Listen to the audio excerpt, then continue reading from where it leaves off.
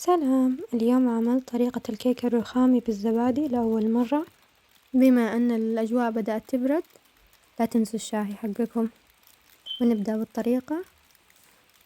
أضفت 3 بيض، بكتب لكم كل المكونات بصندوق الوصف. وفانيلا 2 ملعقة صغار تقريبا، وسكر،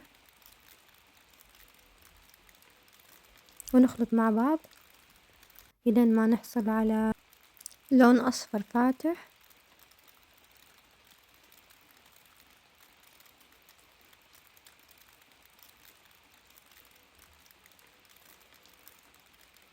في العادة أنا أعمل وصفة ثانية اللي هو نخلط الزبدة والسكر، بس هذه المرة جربت هذه الوصفة، حبيت أصور وأوريكم كمان. شوفوا كيف صار كذا أبيض. تقدر تستخدم الخلاط العادي كمان.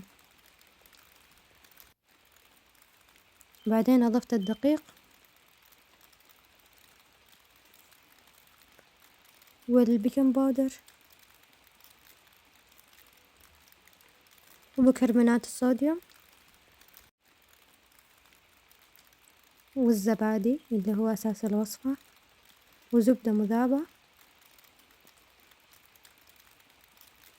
وشوية ملح، وأضفت النشا.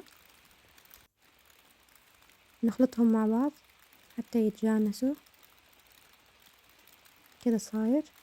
قسمت الخليط وأضفت 2 ملعقة كاكاو، وأضفت ماء مغلي تقريبا 2 ملعقة كذا.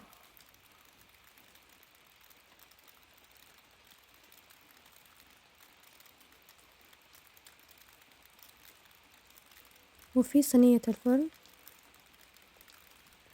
هنقسم الخليط، نحط طبقة خليط الفانيلا، وبعدين طبقة خليط الشوكولاتة، وبعدين آخر طبقة خليط الفانيلا.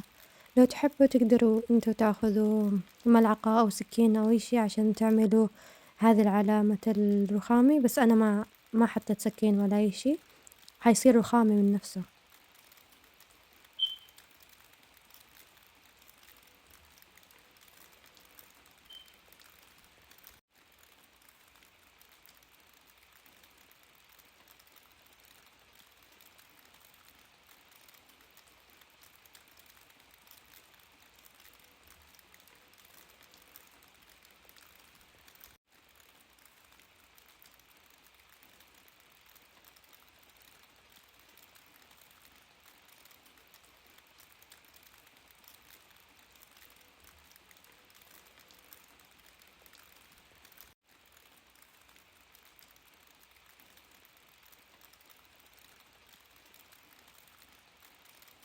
هنا حطيت قطع زبدة بوسط الكيك عشان يعطينا قسمين تقريبا، ويكون شكل الكيك يعني ما يفرق هو، بس تقدروا انتوا تستخدموا ملعقة أو أي شي وتقسموا من الوسط كذا، اختياري هو.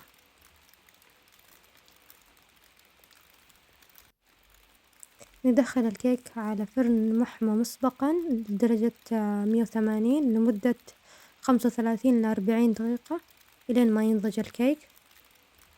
كذا نكون وصلنا لنهاية الفيديو. إذا عجبكم الفيديو لا تنسونا من اللايك والاشتراك، وشاركوا الفيديو مع الناس اللي انتوا تحبوهم. والسلام عليكم.